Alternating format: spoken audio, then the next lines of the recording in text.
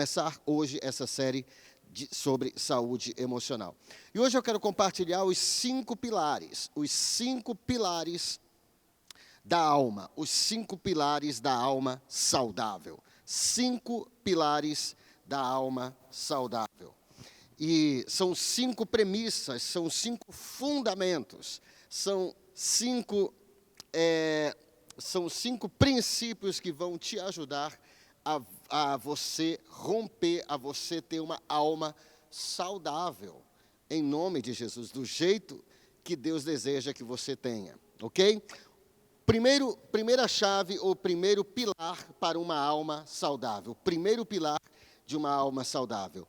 A sua alma é o seu maior patrimônio. A sua alma é o seu maior patrimônio. E por que eu falo isso? Porque eu sei que existe uma frase que diz assim, que a sua família é o seu maior patrimônio. Mas veja bem, se você não estiver bem na sua alma, como você vai poder cuidar da sua família? Se você estiver desnorteado, como é que você vai nortear? Como é que você vai inspirar a sua família? Se você estiver perdido dentro da sua alma, dentro da sua psique, como você vai poder direcionar, orientar a sua família? Então, a sua alma é o seu maior patrimônio. Esse é o primeiro pilar de uma alma saudável. Você precisa reconhecer isso, que a sua alma é o seu maior patrimônio. Olha o que diz a Bíblia em Marcos, capítulo 8, versículo 36. Marcos, capítulo 8, versículo 36, diz assim. Marcos 8, 36, diz assim. Palavras de Jesus, diz assim. Que aproveita o homem ganhar o mundo inteiro e perder a sua alma? É uma pergunta. Que aproveita o homem ganhar o mundo inteiro e perder a sua alma? O interessante é que Jesus, ele não diz aqui, algumas pessoas leem assim, mas não está escrito assim. Algumas pessoas pensam que Jesus está dizendo assim, que esse texto está escrito assim, que aproveita o homem ganhar o mundo inteiro e perder a sua salvação. Mas não está escrito aqui. Não é isso que está escrito nesse texto. Está escrito que adianta, que aproveita o homem ganhar o mundo inteiro e perder a sua psique. Em grego aqui, no grego koiné, do Novo Testamento, a palavra é psique. De que adianta o homem ganhar? Que aproveita o homem ganhar o mundo inteiro e perder a sua psique, perder a sua paz, perder a sua autoestima, perder, perder a sua vida emocional, viver deprimido, viver oprimido, viver sem paz, angustiado na sua alma. De que adianta isso? De que adianta a pessoa ter tudo e perder a sua alma? Então Jesus está dizendo o quê? Jesus está dizendo que a sua alma vale mais do que o mundo inteiro. É por isso que nós temos uma frase, uma filosofia na Paz Church, que diz assim, que uma alma vale mais do que o mundo inteiro. Por quê? Porque uma alma vale mais do que o mundo inteiro. Porque, por causa desse texto, que aproveita o homem ganhar o mundo inteiro e perder a sua alma. Então, a primeira coisa que você precisa entender é que a sua alma é o seu maior patrimônio. Então, zele pelo seu patrimônio. Há muitas pessoas que cuidam muito bem do seu carro. Há muitas pessoas que cuidam muito bem da sua casa. Há muitas pessoas que cuidam muito bem das suas roupas, das suas joias. Mas esquecem de cuidar muito bem do seu maior patrimônio, que é a sua alma. A sua alma é o seu maior patrimônio. Jesus disse que aproveita o homem ganhar o mundo inteiro e perder a sua alma. Essa é a primeira coisa. Cuide bem da sua alma. A sua alma é a sua vida. Zele bem pela sua alma, é o seu tesouro. A Bíblia diz em Provérbios capítulo 4, versículo 23. Provérbios capítulo 4, versículo 23 diz assim: sobre tudo que se deve guardar, guarda o teu coração. Coração fala de alma. Sobre todas as coisas. Veja o que a Bíblia diz. Sobre tudo, ou seja, sobre todas as coisas. Nós guardamos o nosso carro, nós guardamos dinheiro bem seguro no banco, mas quantos de nós guardamos a nossa alma, a nossa psique? A sua alma é o seu maior patrimônio. Esse é o primeiro pilar para uma alma saudável. A segunda coisa, segundo pilar de uma alma saudável, é o que enche a sua alma, controla a sua vida. O que enche a sua alma, controla a sua vida.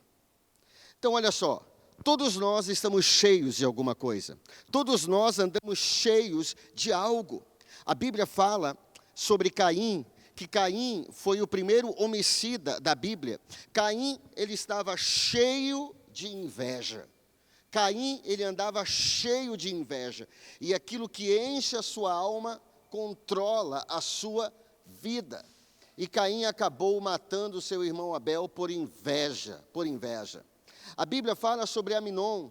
Aminon também andava cheio, mas cheio de cobiça, cheio de lascívia pela sua meia-irmã Tamar.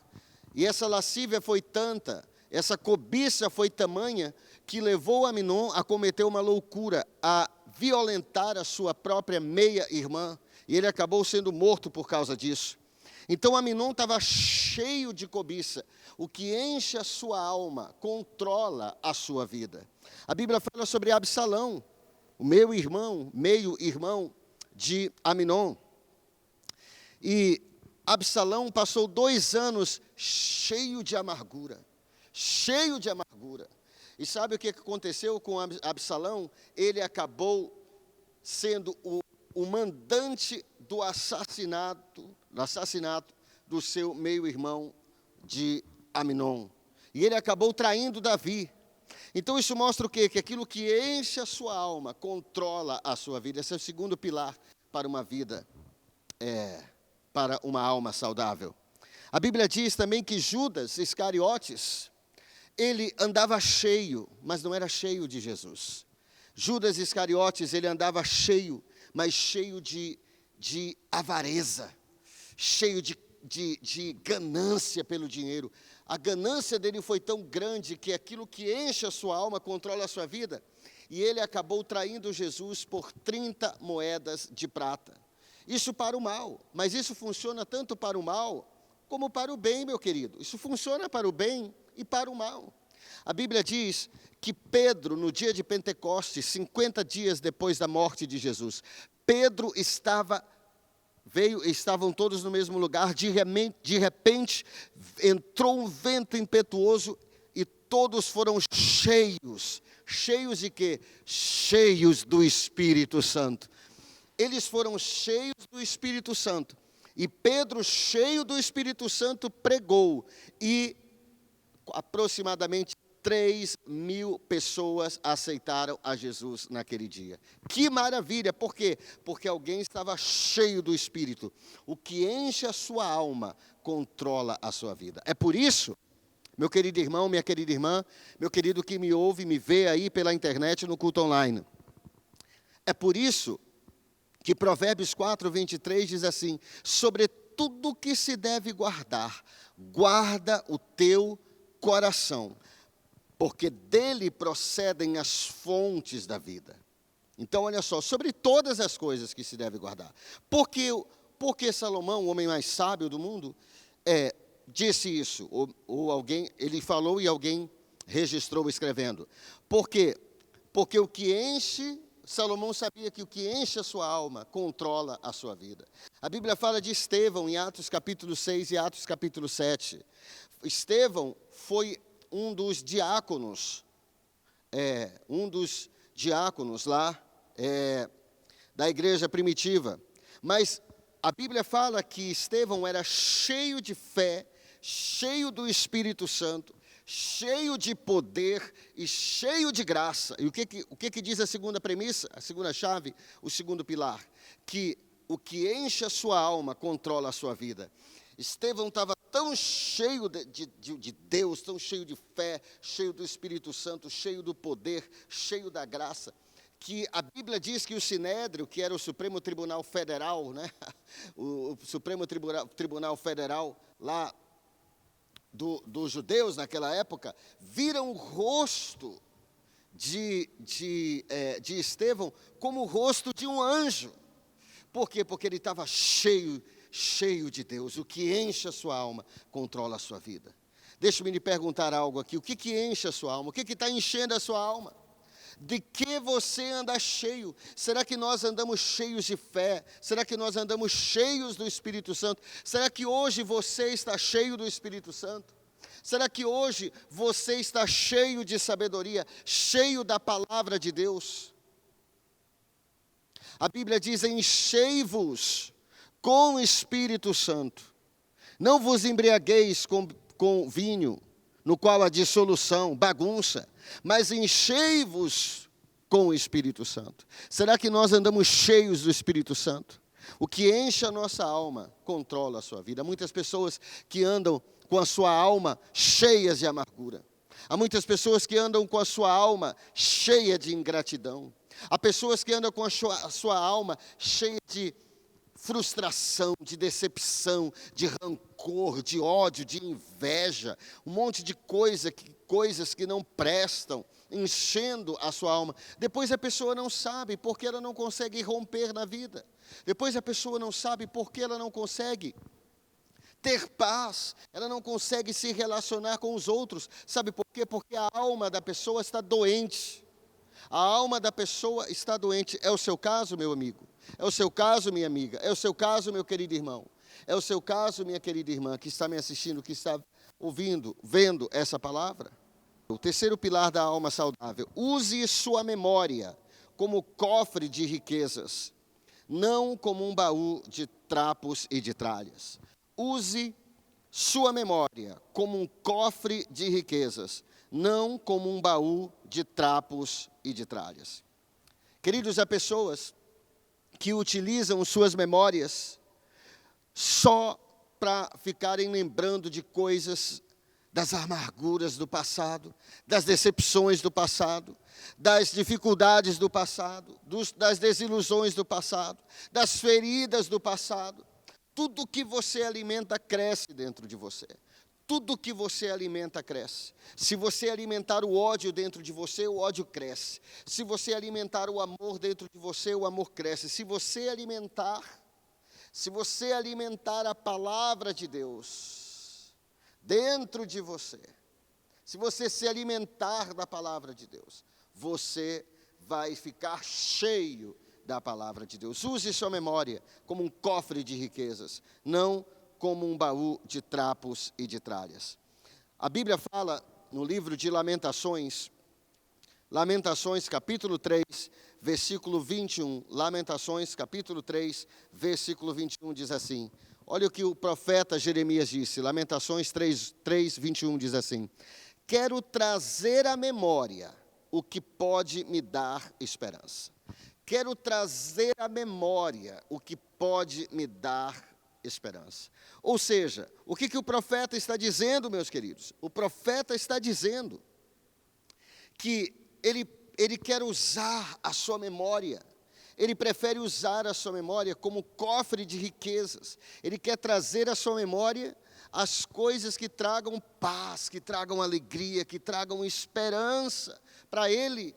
Será que nós temos usado a nossa memória assim? A função da memória não é nos destruir, mas nos construir.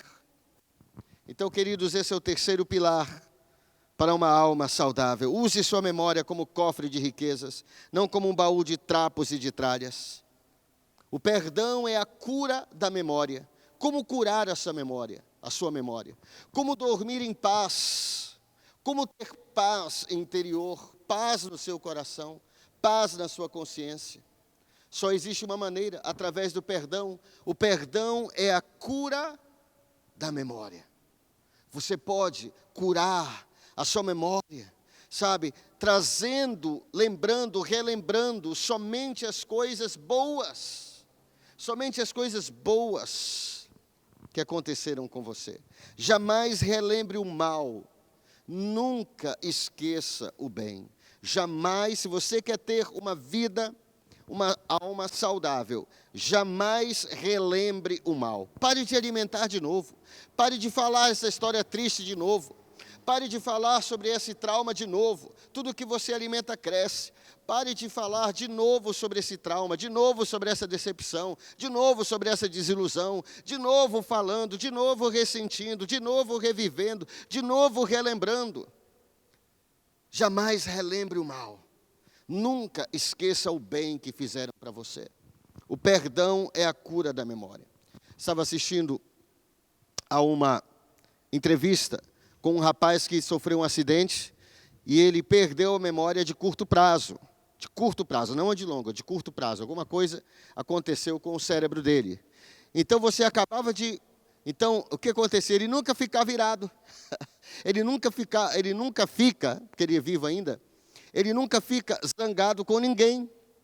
Eu vi a entrevista com a mãe dele dizendo que ele nunca fica zangado com ninguém, porque se alguém fala alguma coisa que o deixa chateado, daqui a pouco ele esquece. Por que ele esquece? Porque ele tem uma sequela do acidente que ele sofreu. Acho que foi afogamento, se eu não estou enganado. Ou foi acidente de carro, acho que foi acidente de carro. Mas o que acontece? Olha só. Por quê? Porque ele esquece todo o mal. Esquece todo o mal. Então, use a sua memória como cofre de riquezas. Né? Riqueza, encha a sua memória, memorize versículos, memorize letras de canções poderosas, memorize, né, trechos de livros. Use a sua memória para enriquecer a sua vida, não para entristecer a sua vida. Pare de colocar dentro da sua memória, usar a sua memória como depósito de lixo, como um baú de trapos e de tralhas. O perdão é a cura da memória. Já quero trazer à memória, disse Jeremias, em Lamentações 3:21. Quero trazer à memória o que pode me dar esperança. O quarto pilar de uma alma saudável. Quarto pilar de uma alma saudável. Os sonhos do futuro são melhores que a história do passado. Os sonhos do futuro são melhores que a história do passado. Sabe, queridos, há pessoas que elas ficam sempre recontando a história do passado. Sempre revivendo a história do passado, as histórias tristes. Há pessoas que recontam e são pessoas de uma história só. São pessoas que foram traumatizadas, que foram feridas, que foram decepcionadas, que foram desiludidas, mas que nunca perdoaram, nunca realmente deixaram o Espírito Santo sarar, cicatrizar. As feridas continuam abertas, com toda a sua podridão. Então, são pessoas que sempre estão falando do passado. Sabe, você não pode ser uma pessoa do passado. O passado já passou. Existe um provérbio popular que diz: águas passadas não movem moinhos. Águas passadas não movem moinhos. O que passou, passou, ficou para trás. Sabe, John Maxwell, um grande escritor e também palestrante e também ele foi pastor por muito tempo, ele disse o seguinte: você não pode voltar atrás e ter um início inteiramente novo, mas você pode começar agora e ter um final completamente novo. Vou repetir: você não pode voltar atrás e ter um início inteiramente novo, mas você pode começar agora, onde você estiver agora, aqui, e ter um final inteiramente novo. Então, os sonhos do futuro são melhores que a história do passado. O apóstolo Paulo, ele entendeu isso. Olha o que o apóstolo Paulo escreveu aos Filipenses, no capítulo 3, nos versículos 13 a 14. Filipenses, capítulo 3, versículos 13 a 14, diz assim: irmãos, eu não penso que tenha atingido esse alvo, mas uma só coisa me interessa, e é que, esquecendo das dificuldades do passado, avanço para o fim que está proposto diante de mim. Prossigo, ou, em outra tradução, prossigo para o alvo, tendo em vista a recompensa a receber no céu por Cristo Jesus. Então o apóstolo Paulo, ele passou por muitas frustrações. O apóstolo Paulo, ele foi apedrejado em Filipos, nessa cidade aqui, para a qual ele está escrevendo, para a igreja que ele está escrevendo em Filipos. Ele foi apedrejado em Filipos, apedrejado não, ele foi açoitado em Filipos. Ele foi colocado na prisão em Filipos. Ali ele foi colocado em praça pública, nu e açoitado, com todo mundo, foi um grande espetáculo. Foi colocado no cárcere interior. Ele poderia ser um homem traumatizado, mas o apóstolo Paulo diz, o apóstolo Paulo sabia que os sonhos do futuro são melhores que a história do passado. E o apóstolo Paulo, ele escreve e diz, uma só coisa me interessa, esquecendo das dificuldades do passado. Meu irmão, esqueça o seu passado. Esqueça as dificuldades que você passou no seu casamento. Esqueça isso. Coloque isso para trás. Deixe isso ir embora. Deixe isso sair de você. Você precisa, sabe, muitos cristãos pensam que libertação é só libertação de demônios, mas a maior libertação que existe é a libertação do seu passado. A maior libertação que existe é a libertação do seu passado, dos seus traumas, dos pecados que se enroscaram em você e que prenderam você no passado, e que ainda tentam prender você agora, mas a Bíblia diz que aquele que está em Cristo é uma nova criatura. As coisas velhas já passaram e tudo se fez novo. Então, queridos, os sonhos do futuro são melhores que a história do passado. Pare de ficar olhando para trás, de ficar olhando para... Você não pode andar para frente olhando para trás. Se você tentar andar para frente olhando para trás, ou você vai cair em um buraco, ou você vai tropeçar, cair e se espatifar todo. Você tem que caminhar para frente, olhando para frente. É por isso que a palavra de Deus diz, olhando firmemente para Jesus, o autor e consumador da nossa fé. Aleluias, aleluia, aleluia, aleluia. Há dois tipos de pessoas. Há pessoas que usam o passado como trampolim e há pessoas que usam o passado como sofá. Sabe, a pessoa que usa o passado como sofá é aquela pessoa que passou por uma situação angustiante, é aquela pessoa que passou por uma situação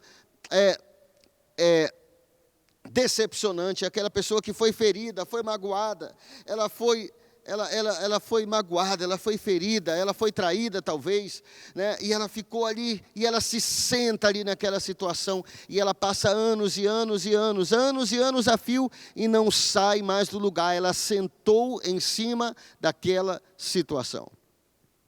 Mas sabe, há pessoas que usam o seu passado como trampolim. O trampolim, ele serve para impulsionar aquele nadador, para impulsioná-lo a voos mais altos. Aleluia. Então o passado é isso, use o seu passado como trampolim, não como sofá. O seu passado para inspirá-lo, para você aprender, para você crescer em sabedoria. Aleluias, aleluias, aleluias. Quinto pilar de uma alma saudável. Quinto pilar de uma alma saudável. Você deve aprender com o seu passado. Não se prender ao seu passado. Vou repetir. Você deve aprender com o seu passado. E não se prender ao seu passado. Sabe, há pessoas que aprendem com o passado e não fazem mais, aprendem as lições, aprendem com as dificuldades, aprendem com as frustrações, aprendem com as decepções, com as desilusões, com os fracassos, com os insucessos. E elas aprendem as lições, elas crescem, elas amadurecem. Mas há pessoas que se prendem ao passado, não aprendem, mas se prendem. Sabe, há pessoas que estão presas. Talvez você seja uma pessoa assim. A pessoa te feriu há 10 anos atrás e você ainda está presa nisso. Você ainda está preso nessa mágoa. Mas hoje o Espírito Santo quer te libertar. Hoje o Espírito Santo quer quebrar as amarras, quebrar as correntes da sua alma, para que você seja uma pessoa livre, para que você possa andar livre em nome de Jesus. Em nome de Jesus. A palavra de Deus diz: foi para a liberdade que Cristo vos libertou. Aleluia. Sabe, a Bíblia fala sobre um homem chamado Jabes, ou Jabés, depende de como você queira chamá-lo, Jabes ou Jabés. Jabés, ele foi nomeado assim, colocaram esse nome em Jabés, na verdade foi a mãe de Jabes que colocou esse nome nele, porque Jabes quer dizer causando dor ou causando sofrimento. Quando Jabes nasceu, enquanto ele nascia ali naqueles trabalhos de parto, a mãe dele sentiu dores atormentadoras. Então, quando ele nasceu, ela colocou o nome de Jabes, causando dor. Que coisa horrível, que nome terrível para se colocar no filho. Causando dor, em hebraico, é isso que significa Jabes. Então, todas as vezes que Jabes, ele cresceu com esse estigma, ele cresceu com essa marca vergonhosa. E todas as vezes que que pronunciavam o nome de Jabes, ele ouvia causando dor, e ele lembrava do passado dele. Mas sabe, o seu passado é uma influência, não é o seu destino. Vou repetir, o seu passado não precisa ser o profeta do seu futuro. O seu passado não tem que ser o profeta do seu futuro. Só porque você começou mal, não quer dizer que você tem que terminar mal. E Jabes não aceitou aquela situação. Ele sabia que você deve aprender com o passado e não se prender ao seu passado. E a Bíblia diz em 1 Crônicas, capítulo 4, versículos 9 a 10. 1 Crônicas, capítulo 4, versículos 9 a 10, diz assim: Jabes foi o homem mais respeitado de sua família. Sua mãe lhe deu o nome de Jabes, dizendo: com muitas dores o dei à luz. Jabes orou ao Deus de Israel. Olha a oração de Jabes. Abençoa-me e aumenta as minhas terras. Que a tua mão esteja comigo, guardando-me de males e livrando-me de dores. E Deus atendeu o seu pedido. Olha que coisa linda, gente. Olha que coisa linda. Jabes mudou a sua história, por quê? Porque ele resolveu aprender com o passado e não se prender ao seu passado. Ele não ficou preso ao estigma do seu nome, aquela marca vergonhosa. A mesma coisa aconteceu com José no Egito. Você conhece a história de José? Ele foi traído pelos irmãos, foi traído pela esposa de Potifar, foi injuriado, esquecido na prisão, vendido como escravo por seus irmãos. Mas lá no Egito, depois que ele foi promovido a primeiro-ministro do Egito, a Bíblia diz que ele teve 2 filhos. Ele se casou e teve 2 filhos. No primeiro filho, ele colocou o nome de Manassés. Manassés significa, em hebraico, causando esquecimento. Causando esquecimento.